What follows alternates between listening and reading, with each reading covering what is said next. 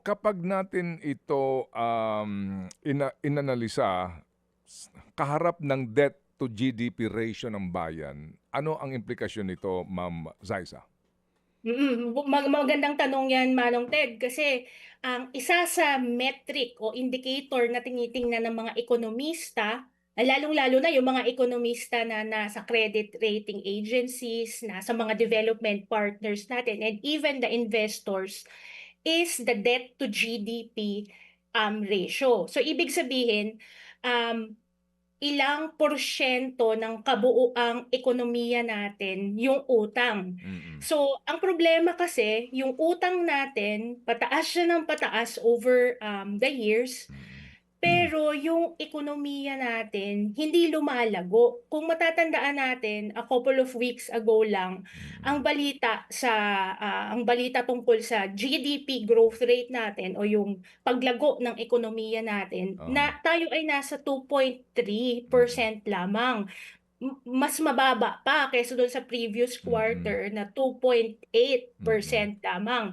So, ang sabi ng maraming ekonomista, obviously dahil ito doon sa pagtaas ng presyo ng langis, yung mga mm, kinaharap natin na energy crisis dahil doon sa conflict sa Strait of Hormuz. mm, Um, ano hindi lumalago yung ekonomiya, So, importante yun at, oo, kung hindi lumalago yung ekonomiya, ang indication nun, ang tanong para dun sa mga credit rating mm, agencies at mm, yung mga mm, investors, mm, lalong-lalo na, kaya bang bayaran ng Pilipinas yung utang yes, niya? Kasi kung hindi, bakit ako yes, mag-i-invest sa oo, bansa na 'to? Or mm, kung mag-i-invest ako at magpapautang ako sa bansa na ito, mas mataas ang magiging interest rate. Anong implikasyon ng mataas na interest rate? Ibig sabihin, mas mataas yung babayaran natin na interest dun sa mga pinangutang na natin o ipapangutang pa lang natin.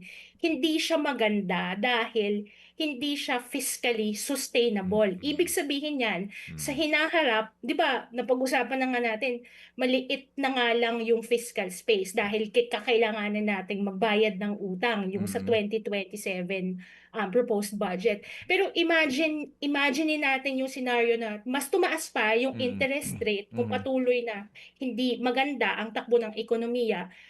Ibig sabihin, yung mga future budgets, yung mga budgets para sa susunod na henerasyon ng Pilipinas, mas mataas na, lalo na silang walang matitira para makapag-invest. So, ibig sabihin, anong magiging hitsura ng yes, yes. Pilipinas? Sige, bago natin puntahan yung susunod na henerasyon, sa isa, 'di ba may threshold na tinatawag diyan para sa mga nangangasiwa ng mga ekonomiya?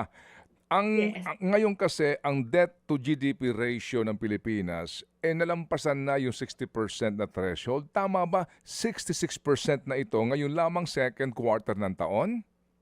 Yes, tama 'yun na Okay, lumampas na tayo dun sa threshold na, okay. 60%. Mm, At ang problema natin diyan is mhm. hindi lang kasi yung 'di ba sabi natin kanina, the debt to GDP ratio, important na factor Yes, yung ma'am. paglago ng ekonomiya. Pero kasi mismong yung debt natin talagang lumalaki dahil lumalaki ang tinatawag natin na budget deficit o ibig sabihin yung kinikita ng pamahalaan hindi sapat para sa Mhm, mga pinagkakagastusan niya. mm. Bakit nagkagano'n? Yun, Kasi nga yung mga nagdaang taon andiyan yung flood control oo. scandal, Yes, nangyari yung oo, mga ghost, projects. oo. So lumampas na talaga tayo at actually ano na ito, ah, off target na talaga ang Okay, sige. pamahalaan. Sa umpisa kasi ng bawat, administrasyon, Mhm, may target lang na yes, numero ang pamahalaan. Hindi na nila naabot yung target, talagang mas okay. mataas na kaysa dun sa target nila. Opo. Mga kapatid, patuloy po kayong tumutok sa 105.9 True FM para sa totoong balita, impormasyon, music, and entertainment. Mag-subscribe sa aming YouTube channel at podcast at sundan nyo kami sa Facebook, Instagram, X at TikTok sa True Network PH. Bisitahin din po ang aming official website, truefm.ph. At panoorin din kami sa True TV Signal, Channel 19. Kami po ang 105.9 True FM.